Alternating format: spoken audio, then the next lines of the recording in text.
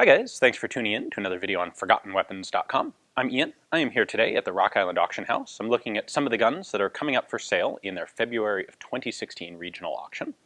Now, a while back, I took a look at a Thuer conversion of a Colt revolver, and today I have here a Richards conversion of a Colt revolver.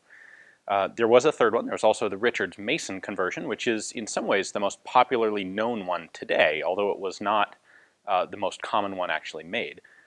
The backstory behind these things is that while Colt was manufacturing percussion revolvers, 1860 Armies, 1862 Polices, 1851 Navies, this whole slew of percussion revolvers, Smith & Wesson was kind of cornering the market on the most modern handguns.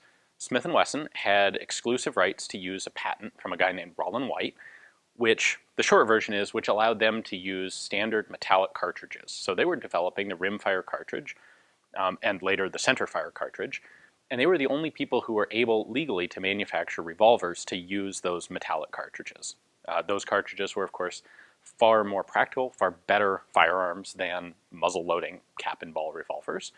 And as powerful cartridges became available, they were quickly becoming the obvious go-to solution for anyone looking for a modern revolver. Well, because of this patent, Colt and other major companies weren't able to directly compete until 1871. Now, Rollin White's patent actually technically expired in 1859. Smith & Wesson kind of had some legal shenanigans going on, and they were able to stretch it out until 1871, when it finally did lapse, and Colt immediately started producing cartridge guns. Now, they needed some way to kind of bridge the gap. So in 1873, of course, Colt would release the Colt Peacemaker, the single-action army, which would become one of the most recognizable and iconic firearms of all history. And that firearm was designed from the ground up for modern centerfire metallic cartridges. But while that was still in development, they needed an interim product that they could sell to people who were no longer interested in buying a percussion revolver. So what could Colt offer those people? Well, they came up with three different ways they're called cartridge conversions, but they were actually manufactured from scratch at Colt for centerfire cartridges. These were the Thuer, the Richards, and the Richards Mason. So what we've got here is a Richards, and it looks an awful lot like an 1860 Army because Colt had been making literally hundreds of thousands of 1860 Armies and other percussion guns, and they had a lot of these parts left over. So they designed their very first centerfire conversions to use almost entirely existing 1860 Army or other percussion model parts. So the grip frame is identical, the barrel is basically identical, the hammer is identical, almost identical, the firing mechanism is the same. Really, one of the very few parts made from scratch differently was the cylinder, which was bored clear through, so it didn't have a solid piece at the back like a percussion cylinder. And then in addition to this cylinder sized for cartridges, they added a loading gate to the back. They moved a rear sight onto the back of the frame here instead of being on the hammer like a percussion gun. And they added an ejector rod. So we'll take a look at all of those details up close in a moment. However, the first conversions to be sold were the Thuers, which were kind of complicated and not super practical. The Richards was the best of the bunch, probably. It was certainly the most popular. Richards was a Colt employee at the time, and he patented this conversion technique in 1871. The Richards Mason was a modification of this. In total, on the 1860 Army frame, they made about 8,000 or 9,000 of the Richards conversions. So not a whole lot, but these were only being made for about 2 years, 1871 and 1872, just to fill that gap between the percussion guns and the Colt Peacemaker. So why don't I bring the camera back here and let's take a closer look at how exactly this conversion was done, because there's actually a couple of pretty clever little details to it. So as I mentioned at first, most of the components here are straight off the 1860 Army or minimally modified. Now, one of the big obvious changes is that there's no longer a loading lever or a ramrod under here. That originally would have been to press a projectile into the cylinder. Well, obviously you don't need that with a cartridge firing gun. So what Colt cleverly did is they filled the gap in the barrel lug down here, and what they filled it with is an extension that is connected directly to this tube for the ejector rod. So you need this ejector rod to kick out empty fired cases. And rather than deal with trying to pin or screw or weld this thing onto the barrel, this is a single piece that slides into this open piece of the frame, or the barrel lug right here, and then they've got a screw that simply locks it all in place. So that's pretty clever. You'll notice that the ejector rod is cut off about an inch shy of the cylinder. That's deliberate. I suspect that's just to give space for the barrel latch, or the barrel cross lug here. Now, at the back of the gun, obviously we need a way to get into the back of the cylinder to load cartridges. So what they did is put in a loading gate.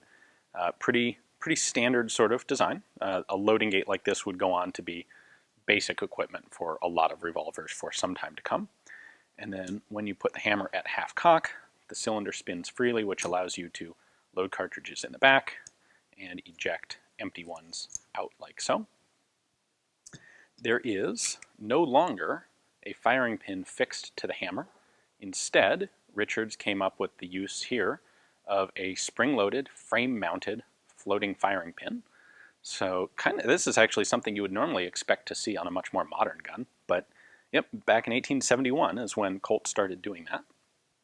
Now, this does not have a rebounding hammer. So when the hammer is down, the firing pin is extended all the way through, and in a condition like this, if it were over a loaded chamber and you were to hit the back of the hammer, it could discharge. So even though you've got cartridges now, you would still want to do the old-fashioned load 5 and carry it with the hammer down on an empty chamber.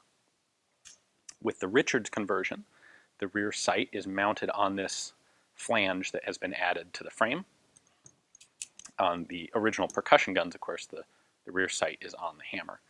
Now you still have a pretty minimal sight picture. That's what you got for a sight picture there. So,